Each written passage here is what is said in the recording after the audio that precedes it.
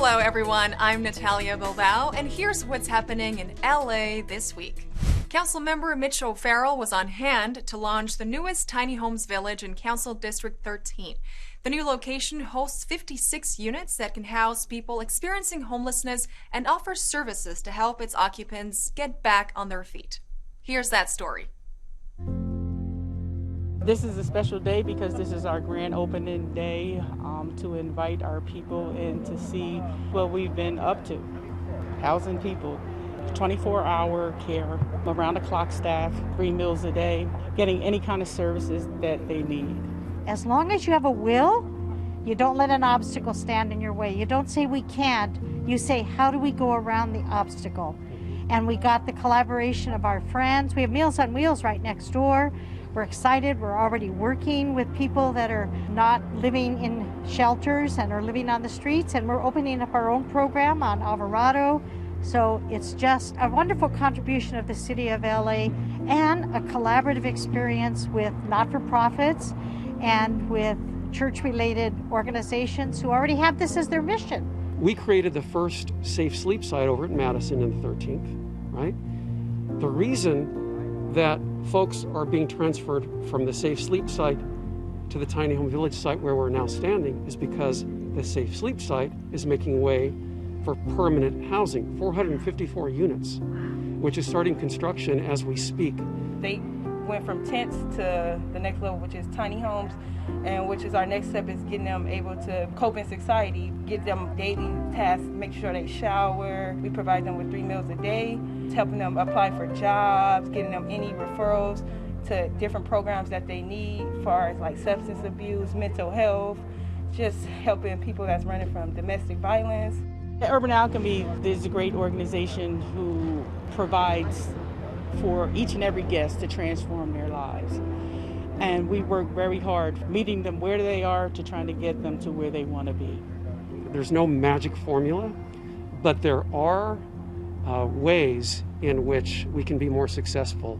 And I think it takes this comprehensive approach and a plan and executing that plan.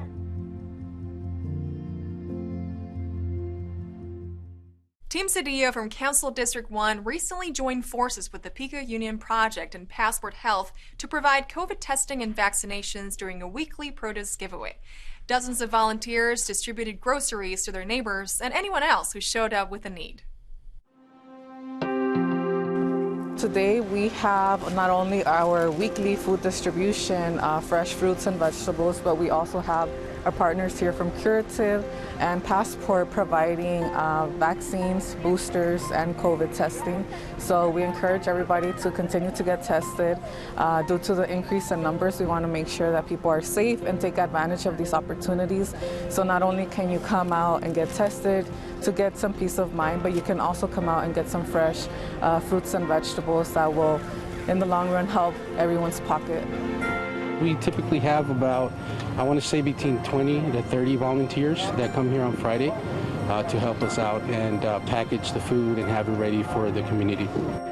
For me, it's important to be here to get my kids booster because it's for the safety of our family. One of my kids is going to school and my husband is working and my other kid is going to work. So it is something that they're going outside from our house. I really think this is very, very, very serious. This is something, a disease that you don't see. Today we're giving out vaccines to the community. We're holding a walk-in clinic. What's happening is we're getting mutations of the virus like the Omicron.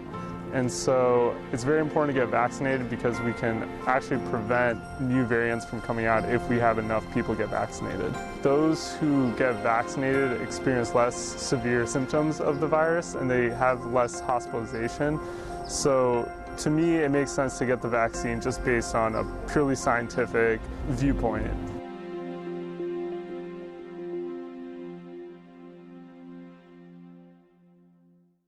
Councilmember Curran Price recently took an afternoon to offer his district office as a vaccination site.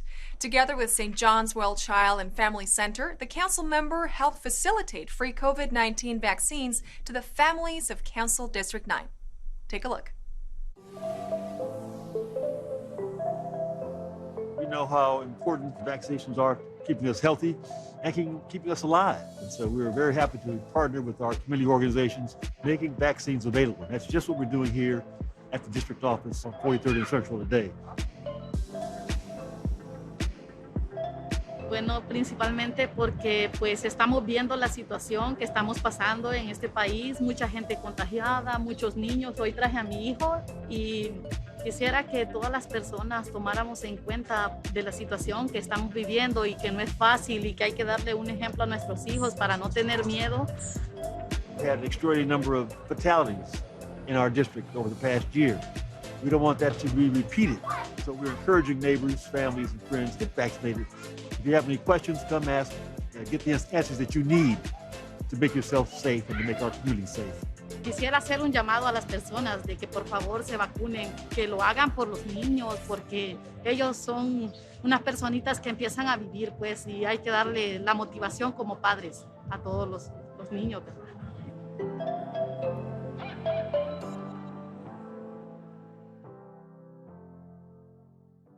Councilmember Price also lent his support to the unveiling of a new mural in his district that celebrates our multi-ethnic city.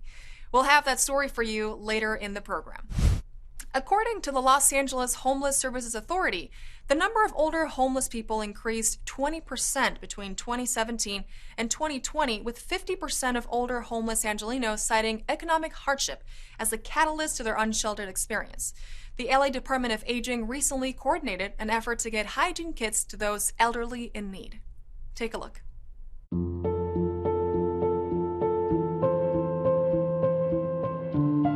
We have these donated items that were donated by the city of Los Angeles, and we use these items as outreach for our homeless individuals who want to enter our programs. And we create these care packages, these little kits for them, hygiene kits, to help them out while they're outside.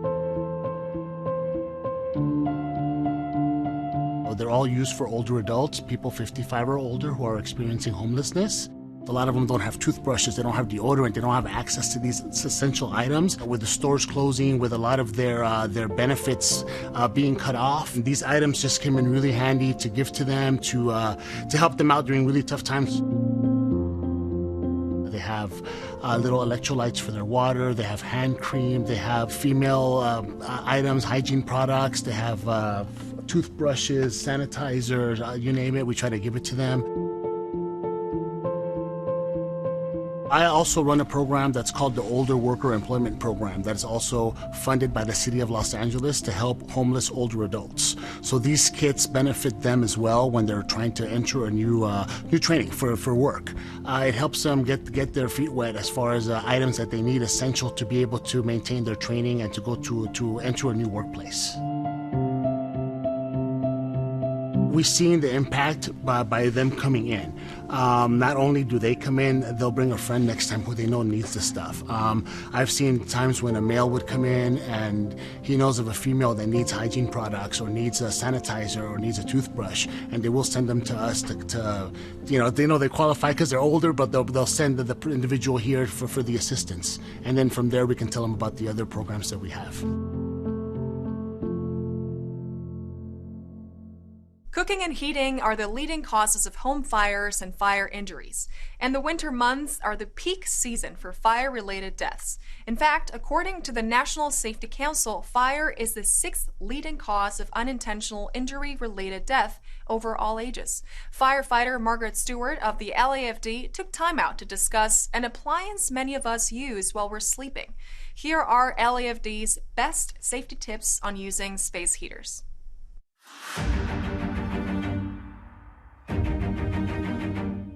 People do use space heaters, and when used properly, they can be fantastic. However, there's also the risk that they're used improperly, and that's when they can be really dangerous. When you buy a space heater, make sure that you're looking for the tag that shows that it's inspected and it's an approved product. And the power source is really important. A space heater should only be plugged directly into the wall outlet. Never use an extension cord or a power strip because you will very quickly overload that device, spark, melt down, overheat, etc. And a space heater should never be left on unless someone is physically present in the room that it's in. If you're going to leave the home or if you're going to bed, it should be turned off at the minimum and even unplugged to be extra safe, because if something happens, you're not going to know until it's too late. And if it starts a fire, if it's smoking, you could be impacted by that without even realizing it. And also when you're using it, make sure that you don't put it within 3 feet of any combustible. So keep it 3 feet away from a bed or from curtains. Just being out of the room for a few minutes, if something goes wrong, could end in disaster.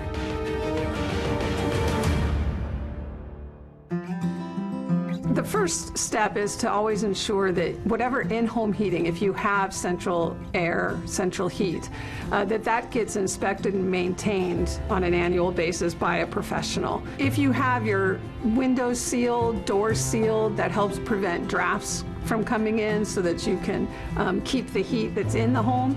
Obviously a proper insulation, but that's not something you can do after the fact. Blinds can also help regulate temperature. We highly, highly discourage people from using any device that's not intended as a heater. So whether that's a barbecue or that's the oven, and you're now putting you and your occupants of the home at risk of carbon monoxide poisoning, in addition to a fire hazard. So ovens were not designed to heat a home, and we ask people to please not do that.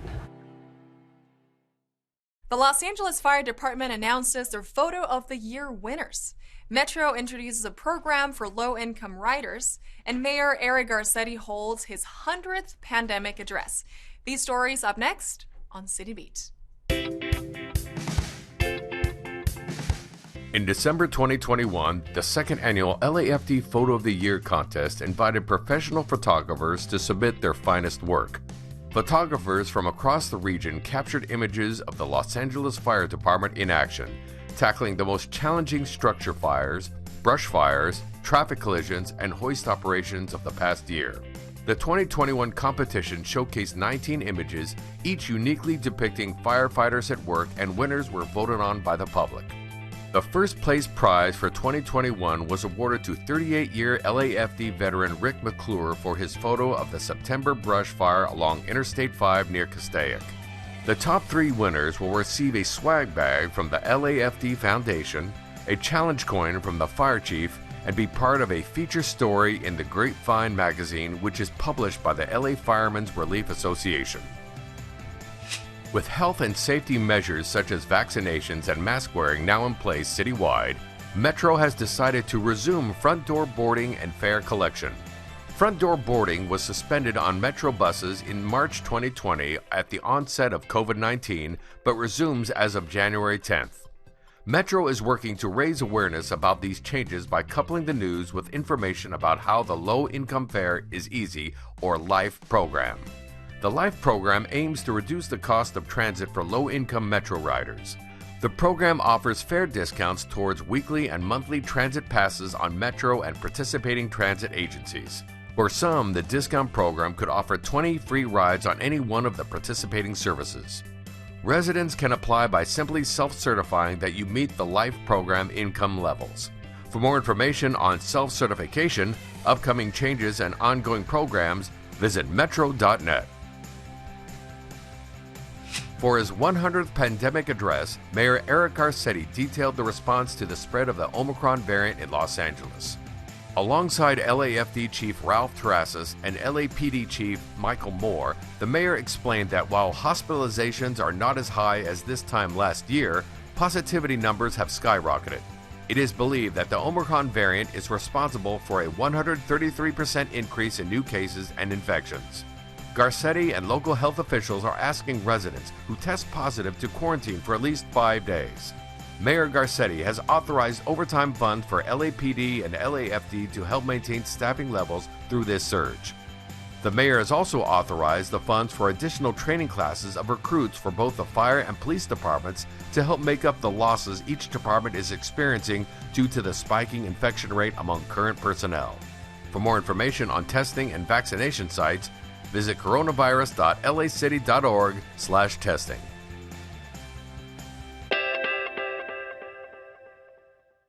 Just shy of her 100th birthday, the world lost the beloved TV icon Betty White. Here in Los Angeles, she made important contributions to the quality of life for the animals at the Los Angeles Zoo. We joined Tom Jacobson, president of the Greater Los Angeles Zoo Association, to talk about the passion and advocacy work done by the legendary animal lover.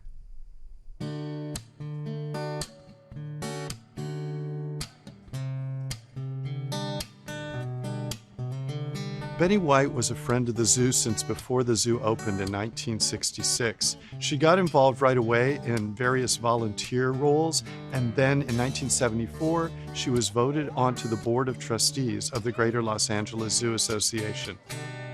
Betty drew focus to the zoo because everyone loves her and everyone believes in what Betty believes in.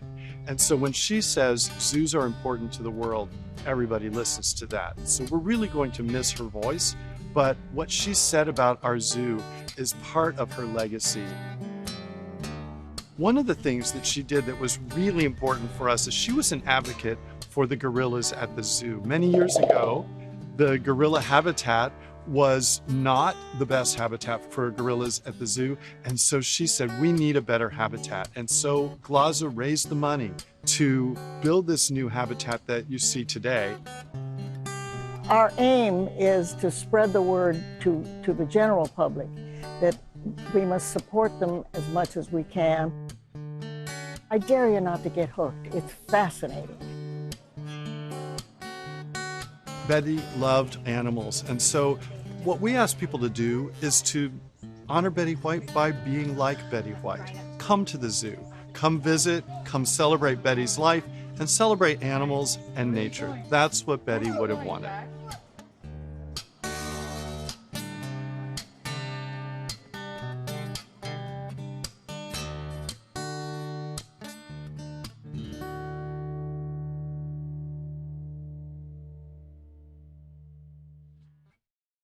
Betty White was an inaugural member of the Board of Zoo Commissioners, where she served for 8 years. She became chair of the Greater Los Angeles Zoo Association Board in 2010. Her contributions will be greatly missed. Downtown LA saw the return of another fine tradition despite the persistence of the pandemic. El Pueblo Historical Monument held their annual Tres Reyes, or Three Kings event, featuring music, king's bread, and family fun. Check this out. Tonight we celebrate the Tres Reyes, or the Three Kings. This is a tradition that's been held throughout Latin America, throughout Los Angeles, throughout the world, recognizing the three kings that came to visit Christ on January 6th, 12 days after the birth. We start this off at the Casa Avila, the oldest house in the city of Los Angeles, with music, followed by a procession with the three kings. And then we provide a king's bread, or they call the rosca, right, which is a wreath-shaped bread that includes figurines inside the bread. Significa la llegada del niño Jesús a todo el mundo, porque ellos vinieron a verlo y a traerles una ofrenda para él, como era rey del mundo. Es importante, es algo de las raíces que nosotros tenemos por muchos años, y acá empezó en 1930 las posadas, así que toda esa tradición es parte de lo que nosotros damos a la comunidad. What I love about it is a very colorful event. It feels very warm, like a warm kind of event, and I thought it'd be really cool to come out and get to know more about the tradition, because I never had a rosca before and I just got the baby. Este tipo de tradiciones se me hacen medio importantes para mantener la cultura, de cualquier cultura que uno sea, porque si uno está aquí como que se puede perder, especialmente si no creces con eso, pero sí puedes crecer con tu propia cultura en Estados Unidos. Y yo no sabía, pero me dijeron que hay que encontrar el bebé Jesús en la rosca. Pues no me tocó el bebé, pensé que me lo tragué, pero no. We would just welcome people to attend. We have it every year. It's a welcome celebration and tradition here at Olvera Street, and we're hoping that everybody comes and has a good time, listen to music, have some rosca, have some champurrado, and enjoy the time. Councilmember Kern Price helped unveil the newest mural in his district at the residences on Main. The Chicano-inspired artwork will further beautify the community and support Latinx, Chicano, and Indigenous communities in South LA. Take a look.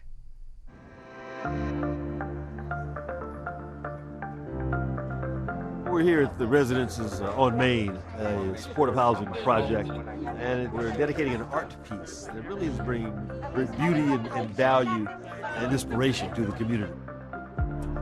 It's more than just art, it's a responsibility for me. And I wanted to make sure that I did my thorough research of the community and understanding of its history, and also make sure that it is reflective of the community. I also think about who's going to see it. I think about the city where I'm from and how I would have loved to just see so many representations of myself. Also the unity, who I'm standing across from. So I see a lot of things. I see necessary. I say that my intention behind the mural was reassured when a young lady came to the second floor and she was in the playground. She was about 10 years old, African-American descent young lady. And she goes, "That's me, that's me." And then, "That's beautiful." And then I was able to correspond and say, "That is you, that is you." There and then I knew and recognized that the mural was already doing its job. No, pues son una belleza, un trabajo del maestro Fabián Dabora, y la pieza se llama In Lakesh, que quiere decir yo soy el otro tú. Y aquí tenemos a dos mujeres que parecen estar así viendo a un espejo, pero se están viendo a la otra, y una es afroamericana y la otra es latina americana. Y aquí en el sur Los Ángeles, como la comunidad por la mayoría es afroamericana y es latinoamericana, por eso es el propósito del artista poner a las dos mujeres como que si se están viendo a un espejo y las dos están así. Es para traer unión a la comunidad. It symbolizes the importance of strong women in our community, working together, bringing about change, and influencing future generations. I love that these murals inspire viewers and really serve as an important conversation piece in our neighborhood about inspiration, about how we live our lives being my other me.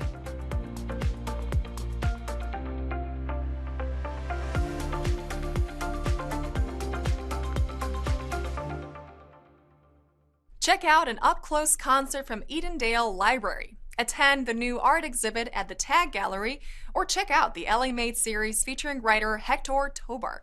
All this up next on Things to Do. The Los Angeles Public Library Edendale branch invites you to check out a Zoom concert by composer and lip-read virtuoso William Roper.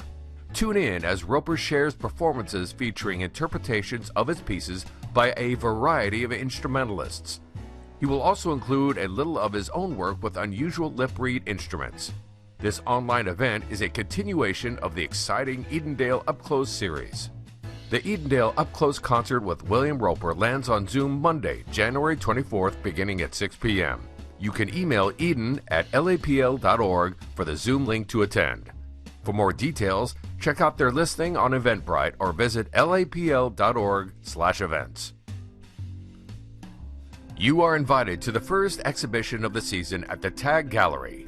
This Museum Row Art Gallery kicks off 2022 with the dual opening of two Los Angeles-based artists.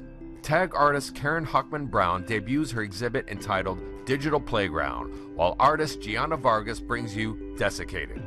Hockman Brown explores digital photography in a variety of physical forms for this exhibition, through large format tapestries printed with state-of-the-art technologies, animated pieces in digital picture frames, and more.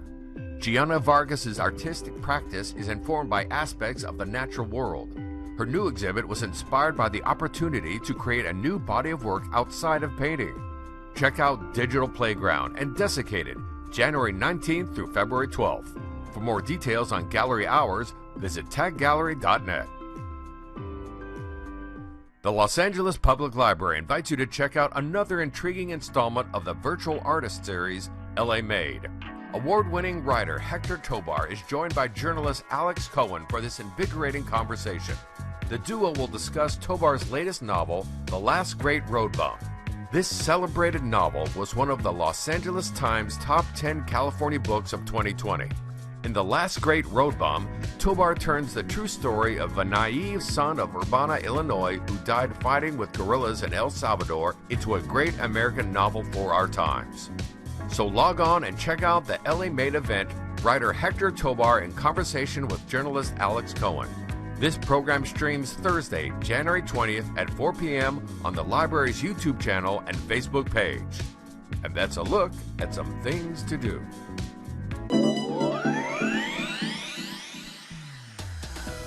And that's it for this edition. I'm Natalia Bilbao, and from all of us here at LA This Week, thank you so much for joining us. A reminder that you can catch us online at lacityview.org, and we're also on Facebook, Twitter, and YouTube. See you next time for more LA This Week.